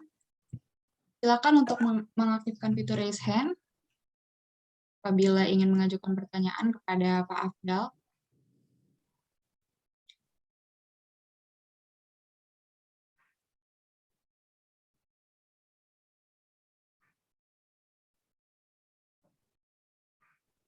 Baik, sudah ada dari Aldimas. Kepada Aldimas dipersilakan untuk langsung mengajukan pertanyaannya. Baik, terima kasih moderator. Saya ingin bertanya kepada Bapak Afdal yang tadi juga menyangkut pertanyaan yang disampaikan oleh Mas Andrian ya, yaitu terkait putusan MK, yaitu tindak lanjut putusan MK. Nah, yang menarik bagi saya itu kan kita ketahui nih kalau putusan MK itu memiliki sifat yang final dan binding seperti itu. Nah, tapi kan permasalahannya walaupun putusan MK itu sudah sudah diputuskan lalu masuk dalam daftar kumulatif terbuka, DPR MK itu kan posisinya sebagai negatif legislator, gitu, bukan positif legislator. Tetapi tindak lanjut daripada putusan MK kan juga banyak juga misalnya yang belum ditindaklanjuti, misalnya karena ada prioritas lain ataupun karena ada pembahasan juga kan di dalam DPR gitu. Walaupun MK mengatakan A, tapi setelah masuk ke dalam pembahasan di DPR kan politik hukum lalu juga melibatkan pakar itu kan bisa jadi berubah begitu. Jadi permasalahannya itu kan putusan MK yang final and binding itu kenapa nggak punya kekuatan yang lebih gitu ketika masuk ke dalam pembahasan kembali dalam DPR gitu. Apalagi saya juga pernah menghadiri seminar yang diadakan oleh Badan Keahlian DPR di mana Bapak Arteria Dahlan pada saat itu bilang seperti MK itu seperti apa ya, bisa dibilang kalau kita itu membuat undang-undang di DPR melibatkan banyak stakeholder, melibatkan banyak ahli, melibatkan banyak tenaga ahli, tapi Mahkamah Konstitusi ketika memutus dia hanya melibatkan sedikit pihak, bisa dibilang hanya 1 atau 2 ahli, lalu memutus untuk mengatakan undang-undang ini tidak berlaku gitu atau bertentangan dengan konstitusi. Nah, itu mungkin ingin pendapatnya Bang Afdal. Terima kasih. Baik, terima kasih Aldimas atas pertanyaannya. Kepada Bapak Afdal, dipersilakan Pak untuk memberikan pendapatnya. Ya, makanya kemudian diskusi tentang MK ini selalu menarik ya, Dimas. Ini mungkin bisa jadi skripsimu. Saya nggak tahu kamu skripsinya tentang apa, tapi ini menarik untuk ditulis. Yang jelas, seperti yang saya sampaikan, putusan MK final and binding. Harusnya kemudian, walaupun kemudian tidak ada ketentuan yang menetapkan harus, tapi sejatinya setiap putusan MK harus direspon oleh masing-masing lembaga. Ada putusan MK yang kemudian langsung bisa dieksekusi tanpa melalui revisi undang-undang. Contoh misalnya ketika MK meluaskan objek-objek yang bisa pra-peradilan, langsung. Jadi KUHP dianggap bertentangan dengan yang harus adalah putusan MK. Akhirnya contoh pada kejadian Hakim Sarpin, tersangka bisa mengajukan pra-peradilan dan kemudian diputuskan bahwa pra-peradilannya diterima. Yang mana di dalam KUHP harusnya tidak. Nah, jadi ada putusan MK yang bisa langsung dieksekusi. Yang kedua yang jadi permasalahan adalah putusan MK yang harus ditindaklanjuti dengan revisi undang-undang. Nah, ini yang jadi persoalan lagi yang seperti yang saya sampaikan atas pertanyaan Bang Adrian tadi. Nah, harusnya memang DPR merespon itu segera. Tapi kemudian menarik juga diskusi waktu saya bahas RUKHP, Dimas, tentang pencemaran atau pencemaran nama baik presiden, yang mana di dalam putusan MK dibatalkan ketika deliknya bukan delik aduan atau delik formil. Nah, pada saat pembahasan RKUHP muncul diskusi yang mengatakan putusan MK itu hanya terkait undang-undang yang existing, bukan terkait dengan suatu rancangan undang-undang yang ke depan. Nah, ini diskusi untuk teman-teman mahasiswa yang tertarik dengan konstitusi juga. Apakah kemudian ketika DPR dan Presiden membahas suatu rancangan undang-undang, dia harus tunduk terhadap putusan MK oleh undang-undang yang lama. Nah, kalau Prof. Jimli sih cerita ya, harusnya sih secara etika harus mengikuti karena putusan MK. Tapi kemudian teman-teman bisa juga lihat, Hakim MK yang memutus tahun 2009 misalnya, bisa jadi berbeda dengan Hakim MK yang memutus pada tahun 2022 atau 2023. Karena perkembangan ilmu pengetahuan, perkembangan dinamika hukum, dan lain segala macam. Maka kemudian ini yang menjadi diskusi yang menarik, mungkin Fokus Konstitusi bisa ambil tema ini. Jadi bagaimana kemudian sebenarnya putusan MK ditindaklanjuti, terus DPR dan pemerintah seharusnya seperti apa. Seperti Aldi bilang tadi, komennya Bang Arteria, yang saya tidak mungkin sanggah komen beliau, karena memang itu yang dirasakan. Jadi proses pembahasan misalnya bertahun-tahun, 2 tahun, 3 tahun, terus kemudian karena hanya DPR tidak memberikan pandangannya pada saat pengajuan judicial review ke MK, terus kemudian MK memutuskan untuk membatalkan. Nah, ini kan persoalan-persoalan yang terjadi. Tapi kemudian kita tidak bisa menafikan bahwa putusan MK sifatnya final and binding. Ini hanya semacam diskusi-diskusi saja, kegelisahan-kegelisahan DPR yang mengatakan bahwa ini kita 575 orang, mengundang begitu banyak pakar, begitu banyak ahli, terus kemudian dibahas secara intensif dengan pemerintah, tapi kemudian oleh MK diputuskan bertentangan. Nah, ini kan diskusi-diskusi menarik. Itu Aldimas yang bisa saya sampaikan atas pertanyaan yang diajukan. Baik, terima kasih pemaparannya Mas Afdal. Sudah jelas. Baik, terima kasih kepada Aldimas dan juga Pak Afdal. Lalu ada lagi pertanyaan dari Ruli Margianto. Kepada Mas Ruli dipersilakan untuk mengajukan pertanyaannya. Terima kasih. Suara saya cukup terdengar?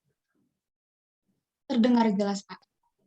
Oke, yang pertama saya ingin melanjutkan tadi diskusi dari Mas Andrian ya, tentang masalah MK, putusannya apakah harus oleh DPR dan Presiden atau saya melihat begini. Pertama, di Undang-Undang MK ketika perubahan pertama itu 2011, itu ada perubahan di pasal 59 ayat 2 itu ditambahkan bahwa setelah ada putusan MK, maka lembaga yang ditujukan itu seperti Mahkamah Agung, DPR, Presiden itu harus menindaklanjuti.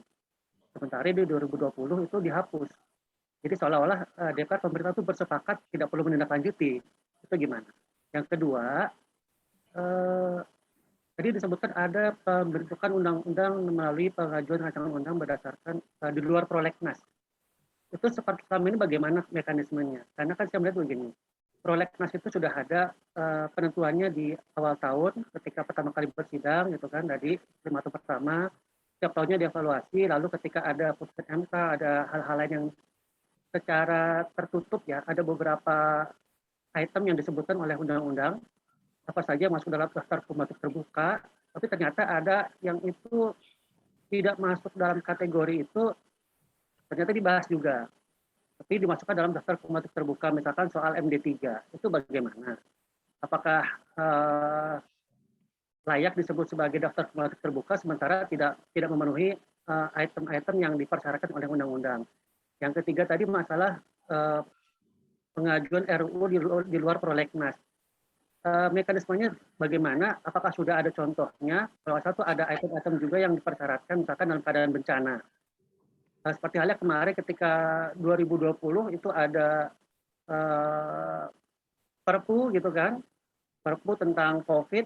Nah, harusnya itu diajukan dalam bentuk undang-undang harusnya, jangan masuk dalam RUU di luar prolegnas karena terkait dengan bencana. Yang terakhir mungkin yang keempat, apakah RUU yang diajukan melalui di luar prolegnas itu bisa mempengaruhi unsur subjektivitas dari Perpu itu sendiri? Itu kurang lebih pertanyaannya. Terima kasih. Baik, terima kasih atas pertanyaannya. Pak Afdal dipersilahkan Pak untuk langsung menjawab. Terima kasih Bang Ruli, luar biasa. 4 pertanyaan ya. Yang pertama yang di Undang-Undang MK yang terbaru yang kemudian itu dihapuskan. Nah, saya tidak komentar lebih lanjut karena proses pembahasannya mungkin Bang Ruli juga melihat bagaimana proses pembahasan RUU MK tahun 2020 nanti bisa masuk ke bagian tulisan untuk kemudian mengkritik bagaimana undang-undang itu kemudian disahkan dengan waktu itu kalau saya tidak salah itu atas dasar kumulatif terbuka karena banyak putusan MK yang harus ditindaklanjuti di dalam revisi Undang-Undang MK, tapi kemudian ternyata hanya beberapa bagian yang kemudian dibahas, itu Bang Ruli juga mengikuti. Karena saya adalah bagian dari yang melakukan pembahasan, jadi saya tidak akan komentar lebih banyak tentang itu. Jadi memang kemudian ternyata yang dibahas hanya beberapa bagian, termasuk periodisasi dan lain segala macam. Itu yang pertama. Deva tadi sempat catat nggak? Ini ada 4 pertanyaan dari Bang Ruli. Ya, yang kedua, di luar prolegnas. Nah, sepanjang yang saya tahu, karena itu ada di Balek, saya tidak begitu memahami apakah kemudian mekanismenya seperti apa, tapi yang jelas di Peraturan DPR nomor 2 tahun 2020 tentang pembentukan undang-undang, itu dimungkinkan. Seperti yang Bang Ruli sampaikan tadi, ada hal-hal yang di luar seperti bencana dan lain segala macam. Nah, biasanya itu yang mengajukan, misalnya nih, saya anggota DPR, saya merasa bahwa punya concern di bidang A yang kemudian di luar prolegnas. Itu bisa diajukan dan itu kemudian Balek mengundang menteri terkait, Menteri Hukum dan HAM, untuk mendiskusikan apakah bisa kita ajukan RUU ini karena ini di luar prolegnas. Nah, menteri kemudian memberikan pandangannya. Apabila kemudian menteri setuju dengan apa yang disampaikan oleh si pengusul tadi, maka dia bisa ditindaklanjuti menjadi RUU inisiatif DPR. Tapi kalau pemerintah menganggap itu tidak perlu dan lain sebagainya, maka ia tidak menjadi RUU inisiatif. Jadi concern-nya tetap di hal-hal yang sifatnya prolegnas. Yang terkait Perpu saya tidak komentar terlebih lanjut karena memang itu diajukan oleh pemerintah yang kemudian bagi sebagian orang harusnya itu lewat undang-undang karena banyak kewenangan-kewenangan yang dipangkas, kewenangan-kewenangan DPR yang dipangkas dalam penganggaran, tapi kenyataannya kemudian Perpu nomor 2 tahun 2020 itu saya sempat diminta masukan bahwa ternyata banyak problem di dalam Perpunya, tapi kemudian ternyata disahkan menjadi undang-undang. Itu Bang Ruli yang bisa saya sampaikan atas pertanyaan yang diajukan dan cukup sangat menarik, menggelitik semua pertanyaannya. Pertama terkait bagaimana peran DPR, harusnya misalnya yang tadi Bang Ruli sampaikan Perpu nomor 2 tahun 2020 tentang anggaran yang harusnya itu melalui mekanisme undang-undang dan lain segala macam. Itu Deva yang bisa saya sampaikan. Baik, terima kasih Pak Afdal atas penjelasannya. Sepertinya nih para peserta sangat antusias nih Pak. Ada lagi nih Pak yang ingin mengajukan pertanyaan dari Dedi Pulungan. Dipersilakan untuk langsung saja mengajukan pertanyaannya. Baik, terima kasih Bu Moderator. Kedengaran? Ya, kedengaran Mas. Oke. Begini, Pak Afdal, saya dari mahasiswa Pasca Sarjana Hukum Unpam. Yang ingin saya mau tanyakan ini Pak, kalau kita membaca Undang-Undang 12 tahun nomor 12 tahun 2011 pasal 96 khususnya ya. Di situ jelas menyatakan dalam pembentukan suatu peraturan perundang-undangan itu ada syarat, yaitu harus ada partisipasi masyarakat juga gitu. Dimintakan suatu partisipasi masyarakat di pasal 96 itu. Kalau saya tidak salah begitu kira-kira Pak ya. Nah, kemudian kalau kita melihat beberapa RUU yang sudah menjadi undang-undang, misalkan contoh Undang-Undang Ciptaker, Undang-Undang Minerba, Undang-Undang KPK nomor 19 tahun 2019, dan lain sebagainya. Itu kan sudah jelas-jelas masyarakat menyampaikan aspirasinya terkait rancangan produk undang-undang tersebut, dan beberapa catatan-catatan masukan yang diberikan oleh masyarakat, tetapi tidak sama sekali dihiraukan atau digubris oleh para si pembuat undang-undang, dalam hal ini yaitu legislatif dan eksekutif. Misalkan, kalau Undang-Undang nomor 19 tahun 2019 itu memang usul inisiatif dari DPR RI berdasarkan pasal 20 Undang-Undang Dasar 1945. Itu kan sudah sangat reaksi masyarakat untuk memberikan masukan terkait pembentukan peraturan perundang-undangan itu sangat, bukan lagi partisipasi, yang menurut saya itu bukan lagi partisipasi hanya sekedar opini-opini atau pembicaraan-pembicaraan di warung kopi, tapi betul-betul reaksi turun ke jalanan, mengkritisi itu dan memberikan solusi, masukan gitu. Kenapa tidak ditindaklanjuti? Pertanyaan saya, partisipasi yang seperti apa ini yang kira-kira dimasukkan dalam pembentukan suatu peraturan perundang-undangan ini? Satu. Kemudian yang kedua, Pak Abdal. Siap, lanjut. Yang kedua, lagi-lagi terkait Undang-Undang 19 2019 tersebut, memang secara yuridis normatifnya, meski juga Pak Presiden Jokowi tidak menandatangani undang-undang tersebut, ya 30 hari setelah disahkan itu, diparipurnakan, itu otomatis tetap akan menjadi suatu undang-undang secara yuridis normatif. Kalau dalam etika politiknya seperti apa? Nah, itu yang menjadi pertanyaan saya kepada Pak Abdal dulu untuk sama-sama kita diskusikan di siang hari ini. Terima kasih Pak. Assalamualaikum warahmatullahi wabarakatuh. Ya, Pak Afdal, silakan Pak untuk menjawab pertanyaannya. Ya, terima kasih Bang Dedi. Ini luar biasa nih, siang semangat di hari Sabtu. Saya nggak bisa lihat mukanya, jadi saya nggak lihat Bang Dedi ini lagi emosi atau lagi senang nih menanyakan. Siap, mantap. Baik, saya sudah sampaikan tadi pada saat pembahasan. Memang ya ada ius constitutum, ada ius constituendum. Jadi idealnya seperti yang Bang Dedi sampaikan. Tapi kemudian kan kita tidak bisa melihat bagaimana idealnya suatu pembahasan rancangan undang-undang. Nah, yang saya bisa bagi adalah, karena saya adalah tim dari pembahasan RUKUHP, yang mulai dari Juni 2015 sampai September 2019, bisa saya pastikan ke Bang Dedi, partisipasi publik sungguh sangat luar biasa. Kita bahkan menerima masukan puluhan hingga ratusan terkait RUKUHP. Dan sudah disahkan di tingkat 1 pada tanggal 15 September 2019, tapi hanya karena demo besar-besaran di tanggal 22 September, pemerintah akhirnya menarik RUKUHP sehingga tidak menjadi undang-undang. Itu cerita lain dari yang cerita berbeda dari yang Mbak Dedi sampaikan. Jadi udah sebegitu luar biasa partisipasi publik dari 2015 sampai 2019 dan sudah disahkan pada tingkat 1. Saya ingat betul, kami menyelesaikan hingga larut malam pada tanggal 15 September. DPR dan pemerintah sudah bersepakat tentang substansi pasalnya. Ketika akan dibawa kepada pembahasan tingkat 2 di paripurna untuk diketok menjadi undang-undang, tidak jadi sampai saat ini. Nah, itu dinamika yang terjadi. Nah, masalah kemudian RUU Cipta Kerja yang masyarakat sudah turun. Tapi kalau Bang Dedi menanyakan apakah di RUU Cipta Kerja tidak ada partisipasi publik, ada. Karena saya mengikuti dan Balik itu membuka akses luas-luasnya karena pada saat pembahasan untuk memberikan masukan. Nah, tapi yang saya sampaikan kepada Bang Dedi tadi, pemerintah dan DPR punya concern dan punya isu tentang suatu rancangan undang-undang. Nah, ini mungkin menjadi concern kita bersama.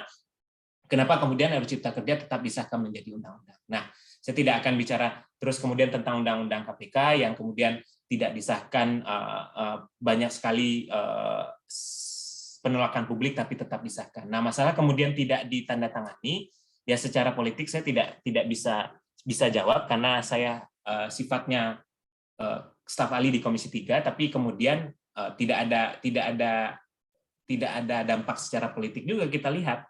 Contoh misalnya Pak Jokowi tidak menandatangani, tapi dia sah menjadi undang-undang, dan ternyata kemudian ada persoalan tentang TWK, tes wawasan kebangsaan, terus kemudian harusnya di dalam undang-undang pengalih statusan dari non menjadi ASN harusnya dipermudah, ternyata kemudian realita yang terjadi seperti saat ini. Jadi bagaimana secara politiknya saya tidak bisa jawab karena saya bukan bagian dari partai politik dan juga tidak punya hak untuk menyampaikan pandangan terkait dengan undang-undang yang kemudian tidak ditandatangani oleh Presiden.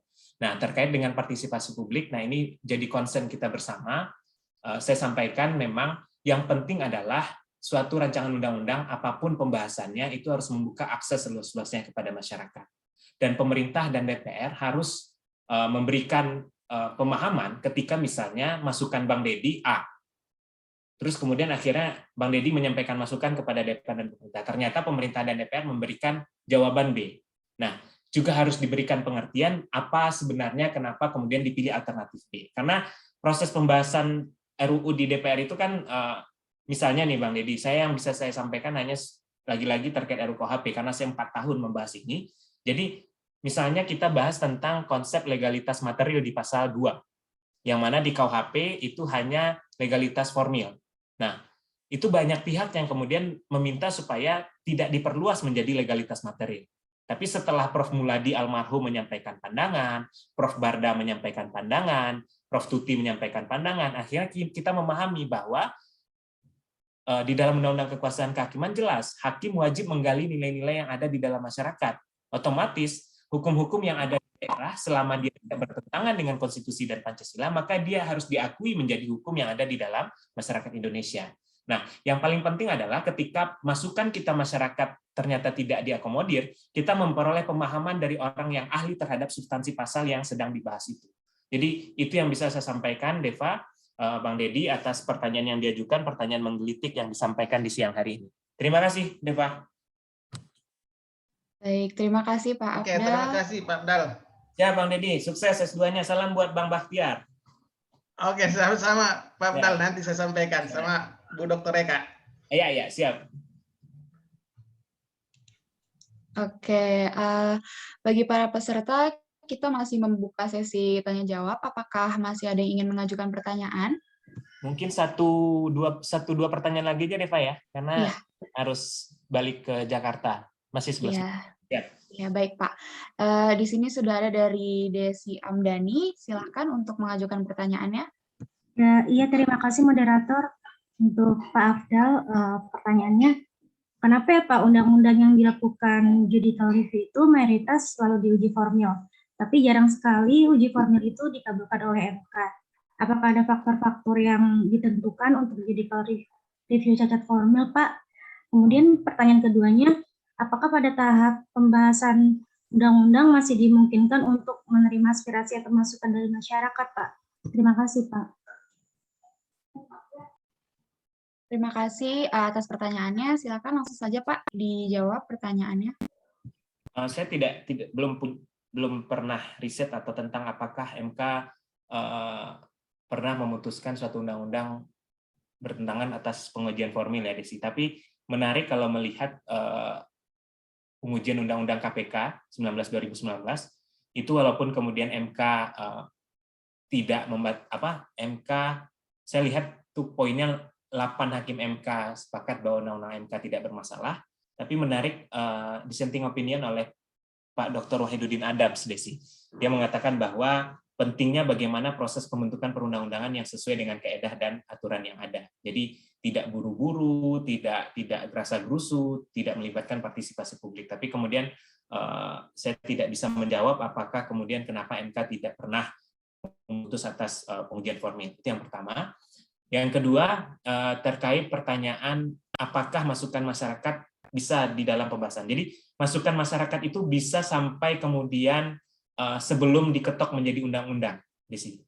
Jadi bahkan di tingkat 1, ketika misalnya DPR dan pemerintah sudah sepakat, sebelum disahkan, itu masyarakat bisa memberi masukan, sehingga kemudian ketika masukannya dianggap menjadi pokok persoalan di dalam pembahasan undang-undang, itu bisa. Jadi sampai kapan? Kalau menurut saya sampai ketika RUU itu belum disahkan menjadi undang-undang atau belum diketok di tingkat 2 di paripurna. Misal nih, RUU-KUHP sudah sah di tingkat 1. Presiden sudah setuju, DPR sudah setuju. Nah, bentuk dari partisipasi publik bisa melalui seperti misalnya demonstrasi di sini. Saya kemudian mengkonstruksikan untuk RUU-KUHP itu bentuk partisipasi publik kemudian agar RUU-KUHP tidak jadi disahkan. Jadi terkait dengan pertanyaan Desi, sampai mana masyarakat bisa memberikan masukan, sampai titik sebelum disahkan oleh paripurna di tingkat 2. Karena masih banyak yang bisa memberikan masukan, sehingga kemudian mempengaruhi DPR dan Presiden apakah kemudian melanjutkan suatu rancangan undang-undang itu menjadi undang-undang atau tidak. Jadi ketika pertanyaannya sampai tahap mana, sampai ketika undang-undang itu belum disahkan pada saat tingkat 2 di paripurna. Tapi ketika dia sudah disahkan di tingkat 2 paripurna, dia sudah sah menjadi undang-undang yang sudah disahkan oleh DPR, hanya tinggal landasan formilnya penandatanganan oleh Presiden dalam batas waktu 30 hari. Gitu Desi yang bisa saya sampaikan. Ya, terima kasih, Pak. Baik, terima kasih atas pertanyaannya dan juga penjelasan dari Pak Afdal. Karena keterbatasan waktu kita ya, jadi sesi diskusi kita pada kali ini kita cukupkan sampai di sini saja ya Pak Afdal dan juga para peserta. Sebelum saya tutup, akan saya simpulkan terlebih dahulu, yaitu dari proses pembahasan undang-undang di DPR antara pemerintah dan juga DPR itu terdapat dialektika, politik hukum, dan lain sebagainya. Dan untuk mensupport kegiatan DPR terdapat juga alat-alat kelengkapan DPR seperti badan musyawarah, badan legislasi, komisi, dan lain sebagainya. Dan sesuai dengan Pak Afdal sendiri yang dari Komisi 3 ya Pak, di mana Komisi 3 ini berkaitan dengan penegakan hukum dan HAM, di mana memiliki tugas dan wewenang antara lain melakukan pembahasan undang-undang, rapat kerja dengan Kemenkumham, rapat konsultasi dengan MA, MKKY, dan juga melakukan kunjungan kerja dan lain sebagainya. Tadi Pak Afdal juga sempat mention nih kalau dalam pembentukan undang-undang, kalau antara DPR dan Presiden itu tidak terdapat kecocokan, maka hal tersebut tidak boleh lagi diajukan. Dan setiap pembahasan RUU itu selalu ada Menteri Hukum dan HAM, bukan begitu ya Pak? Dan juga dihadirkan juga menteri yang berkaitan dengan RUU tersebut. Dan tadi juga ada hubungan timbal balik gitu antara kalau RUU atas inisiatif DPR yang mempermasalahkan adalah pemerintah, dan sebaliknya kalau RUU atas inisiatif pemerintah yang mempermasalahkan itu DPR. Gitu. Dan juga RUU itu terbuka akses seluas-luasnya kepada masyarakat, dan partisipasi masyarakat itu bisa sampai sebelum disahkan di tingkat 2 paripurna. Oke. Bagi para peserta diharapkan untuk menyalakan kameranya karena kita akan memasuki sesi foto bersama dulu dengan Pak Afdal. Pada panitia bisa untuk melakukan screenshot. Aba-aba di saya ya. Baik, udah siap semua? Oke, 1, 2, 3. Baik, slide selanjutnya. 1, 2, 3. Slide ketiga, di sini ada 5 slide. 1, 2, 3. Slide keempat, 1, 2, 3. Dan slide terakhir, 1, 2, 3. Baik. Terima kasih kepada Bapak Afdal atas materi dan juga penjelasannya, serta terima kasih juga atas antusiasme dari para peserta jalur legislasi kedua ini. Saya selaku host pamit undur diri, mohon maaf apabila masih terdapat banyak kekurangan. Wassalamualaikum warahmatullahi wabarakatuh. Shalom, Om Shanti Shanti Om, Namo Buddhaya, salam kebajikan. Terima kasih dan sampai jumpa di jalur legislasi selanjutnya. Waalaikumsalam. Waalaikumsalam. Terima kasih teman-teman semua. Waalaikumsalam warahmatullahi wabarakatuh. Terima kasih Senyum Bang Afdal. Terima kasih Pak Afdal. Terima kasih Pak Afdal.